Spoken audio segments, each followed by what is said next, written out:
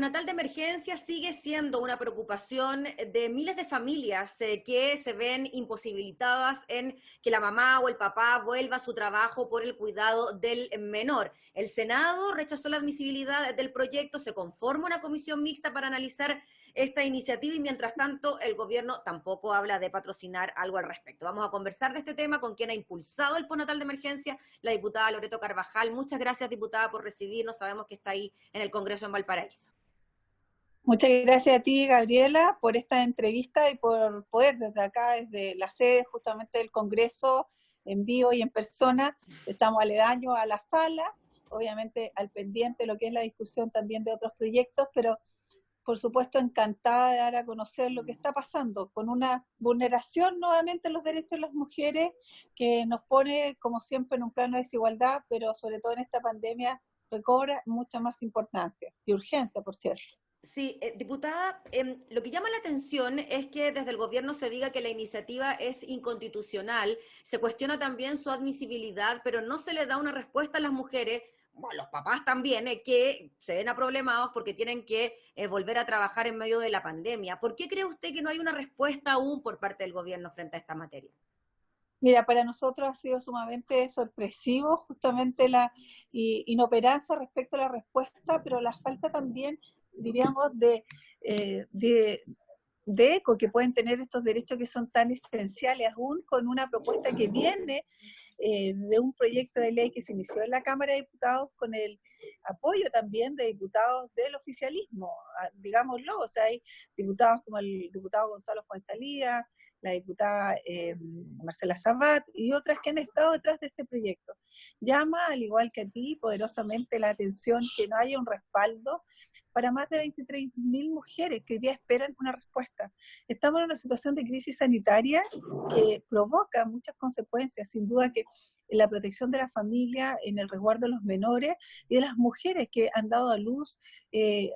sus hijos, que requieren de toda la protección de un Estado que hoy día no les da respuesta. Se esboga, por supuesto, que hay algunas cuestiones técnicas, como la admisibilidad, cuestión que a mí no me parece. Yo creo que hay excepciones contempladas en la norma laboral que, en el caso, por ejemplo, de menores nacidos antes de las 33 semanas, cuando la mujer tiene una enfermedad producto del parto, se hace posible, y en otros momentos se hace posible una extensión del postnatal. Por tanto, nosotros no vemos ninguna opción, ni siquiera constitucional, porque creo que este tema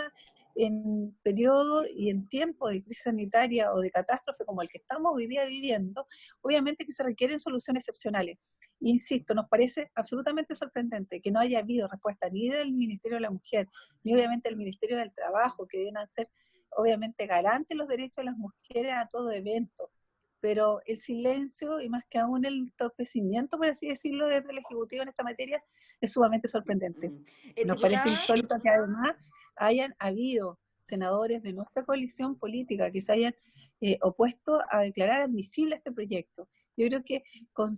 consistentemente con lo jurídico también hay un tema ético que significa cómo responder a esta necesidad. Y lamentamos que senadoras como la senadora Gois, como el senador Letelier del Partido Socialista, como el expresidente del Senado, el senador Quintana, el senador Arboe, que no haya estado en la votación, le den un portazo justamente a los derechos de las mujeres, que hoy día no solo son urgentes, son necesarios de todo deber de un Estado proteger, insisto, los menores, las familias, porque cuando hablamos de quedarse en casa, no le podemos decir al contrario censo a las mujeres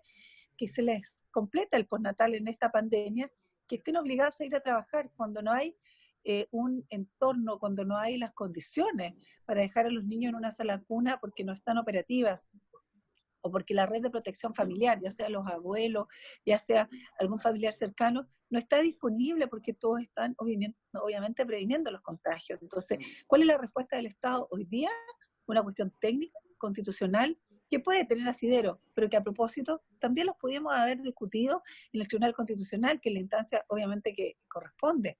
y por eso Pero mismo, diputada, ¿qué le le parece damos esta... un portazo en el legislativo y eso es muy, muy lamentable. Sí, eso, el anuncio de ayer del presidente de la República de crear esta comisión de expertos para, de alguna manera, conformar una iniciativa legal para regular la admisibilidad de las propuestas que plantean los parlamentarios. ¿Cómo ve usted eso en virtud también de lo que ha pasado con este proyecto de ley del postnatal de emergencia o del que prohíbe el corte de los suministros básicos?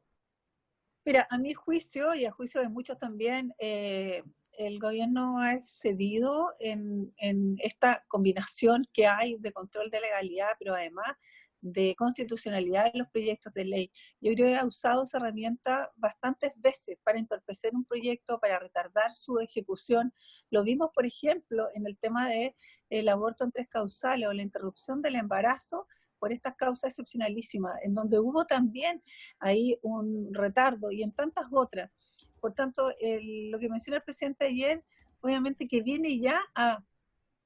como decirlo de alguna manera, a institucionalizar lo que él ha cuestionado de manera sistemática, que es justamente la competencia y las potestades que tiene un poder del Estado como la Cámara de Diputados y el Senado como poder legislativo. A mí no me parece que sea conveniente en un Estado democrático, primero, que se genere una suerte de un control externo más allá de lo que ya existe del Tribunal Constitucional, pero además una injerencia sumamente evidente respecto a la propuesta del presidente en otro poder del Estado. Un principio básico de la democracia es la independencia de los poderes. Entonces, ¿cómo es posible? Es como si nosotros generáramos una comisión para revisar los decretos que salgan o emanan desde la presidencia de la República. Es decir, cuestionarnos en este tiempo y más aún con un matiz que a mi juicio tiene que ver con una actitud sistemática del presidente de generar un gobierno con suprapoderes, en donde la injerencia no solo del presidente pretende estar en todos lados, sino que también desde el aparataje institucional del Ejecutivo. Creo que eso le hace daño a la democracia, creo que eso pone en duda y obviamente de una manera negativa el rol del Congreso, sus competencias y sus capacidades y obligaciones, pero además genera un estado de inestabilidad respecto a que si formalmente nosotros debiéramos atender, ¿cierto?, una comisión externa que revise la admisibilidad. El Congreso tiene normas claras, tiene formas de ejecutar su labor que son conocidas, que son juramentadas y que conocemos. Por tanto, esto no tiene ningún asidero. Si eso además se pone el componente de que queremos efectivamente retardar el proceso legislativo, porque obviamente no tenemos mayoría en el Congreso, que es el caso de este gobierno, obviamente que se acentúa y provoca obviamente daño insospechado. Ahora, diputada, para que la gente entienda que, claro, la admisibilidad de una iniciativa primero la decide la mesa con un informe de la Secretaría. Si es que la mesa dice que no y un diputado está en contra de esa decisión, se somete a una votación. Posteriormente se tramita la iniciativa tanto en la Cámara como en el Senado, se despacha y si el gobierno piensa que es inconstitucional, pues bien, como usted decía, va al TC y ahí se declara constitucional o no. O sea, nos estaríamos saltando todo ese proceso con esta especie de comisión previa, ¿no? Evidente, y es tan nefasto el mensaje, insisto, en decir vamos a generar una comisión para que revise lo que ellos están haciendo. Como tú has señalado muy bien, hay una tramitación, hay una normativa, hay un respaldo en cada una de los proyectos de ley que ingresan a la Cámara. Cuando un proyecto de ley pasa por la Cámara, su primera revisión es justamente si está dentro de las potestades del Parlamento, pasa por una comisión técnica, por 2 o por 3, luego a la sala. Es decir, hay una cuestión de admisibilidad que acá se lleva rigurosamente. Por tanto, pretender de un plumazo y con un discurso mediático que deja muy mal y traspié, como digo, al legislativo, nos hace daño como sociedad y como democracia. Porque el mensaje que al final del día recibe la gente es decir, mira, el presidente va a tener una comisión para revisar qué es lo que están haciendo y si que los proyectos efectivamente están dentro del ámbito de las competencias. Y esto, aparte de ser y tiñe lo inconstitucional, yo creo que además pone un mensaje que es erróneo, es equívoco y que provoca desestabilidad. No solo en la forma en que una norma o una ley sale luego a circulación, por así decirlo, sino que también en el sentir ciudadano, de generar con esto, al parecer, un efecto político que diga, mira, como el Congreso tiene bajo número en la encuesta, entonces yo me voy a encargar de una suerte de empoderamiento y de supremacía por parte de un gobernante que hoy día no dice tener límites. Es decir, creo que aquí hay obviamente un mensaje que es nefasto y que no le hace bien, menos en este periodo, a nadie. Sí, y sobre todo, diputada, ¿qué piensa usted de que se haya dado un anuncio como este cuando hace ¿cuánto? Dos semanas, se había ya concretado este acuerdo donde se logró sacar el IFE 2.0, el ingreso familiar de emergencia, acuerdo entre gobierno y algunos partidos de oposición, y ahora el gobierno aparece con esta iniciativa. Como que de alguna manera los ánimos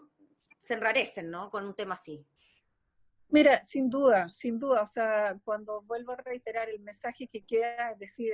aquí hay una desestabilidad, pero además de eso se nos pide que nosotros seamos súper activos y que generemos una normativa rápida y eficiente a propósito de la pandemia, es decir, además un lenguaje y un mensaje contradictorio, porque se ha hablado, el presidente lo reconocía, los ministros, se ha llegado a un acuerdo en que se ha superpuesto la política ante las diferencias. Y resulta que, a contrario de eso, al otro día aparecen a cuestionar nuestra actividad y nuestra potestad. Es decir, no contribuyen ni en la eficiencia que puede tener el legislativo, ni el discurso, pero por sobre todas las cosas, a la estabilidad y a la, digámoslo, a la necesidad que tenemos de coordinar los poderes del Estado, del Ejecutivo, del Legislativo, del Judicial, obviamente desde el aparato del Estado, con todo lo que sea necesario, desde el punto de vista del financiamiento, de cómo sacamos la posibilidad de que se inviertan 12.000 millones de dólares en poner más recursos en el ingreso familiar de emergencia, en el postnatal, etcétera. Son necesidades que hoy día deben ir por un solo camino y no provocar con este lenguaje digámoslo, erróneo, equívoco a mi juicio, desde el presidente, en donde pone en duda y además altera la condición de coordinación y de solución, que es lo que necesita la gente hoy día y en donde todos debemos ir hacia un mismo objetivo, sin malograr el trabajo de otro, pero obviamente siendo súper eficiente, porque eso es lo que la gente espera. Finalmente, diputada, para cerrar, un mensaje quizás a aquellas mamás que están esperanzadas en que quizás este proyecto pueda ver la luz, el del postnatal de emergencia. Mira, nosotros no nos vamos a detener, vamos a estar igual en la comisión mixta, abogando porque se declare admisible y este proyecto siga su curso, pero al mismo tiempo esperamos que desde el punto de vista desde el Ejecutivo haya un respaldo, ya sea con una propuesta de la ministra del Trabajo que vaya a abordar la necesidad que tienen, como digo, más de 23.000 mujeres de quedarse al resguardo de sus familias, teniendo la posibilidad, ¿cierto?, de generar con ello protección y, por qué no decirlo, garantizar también la vida. Hoy día no puede haber, sino desde el Estado, la responsabilidad de atender a tantas mujeres que esperan una respuesta urgente, que no tienen otra opción hoy día, que van a verse obligadas a ir a trabajar si es que obviamente se termina su postnatal en esta pandemia. No nos parece que sigamos las mujeres pagando el costo, no solo de la falta de inclusión en el empleo, no solo de la desigualdad en la protección cuando tenemos femicidios, cuando tenemos mujeres que están violentadas en sus hogares en cuarentena y que no tienen otra chance para salir. No sumemos más inequidad, más desigualdad y avancemos derechamente, al menos en este tiempo de pandemia, con conciencia, con necesidad y obviamente con carácter de urgencia. Así que como diputadas vamos a seguir en esto, vamos a seguir luchando por ello y esperamos tener noticias favorables, no solo por Chile y nuestro país, sino también para las mujeres que con todo derecho hemos sido siempre tratadas de una manera desigual que hoy día no se condice y que tenemos, como siempre, seguir manifestándonos en el Congreso y en todos los lugares como hemos recibido el apoyo de tantas organizaciones sociales también. Ya pues, diputada Loreto Carvajal, le agradecemos enormemente por conversar de este tema junto a nosotros y estaremos muy pendientes de lo que pueda ocurrir con este proyecto porque sabemos que concita mucha atención. Muy bien, muchas gracias a usted y un beso, a cuidarse, a quedarse en casa los que puedan y nosotros a seguir abogando por un postnatal, ojalá extendido de emergencia para nuestras mujeres. Chao, chao. Chao, chao. Era la diputada Loreto Carvajal hablando sobre el proyecto que extiende el postnatal en momentos de pandemia.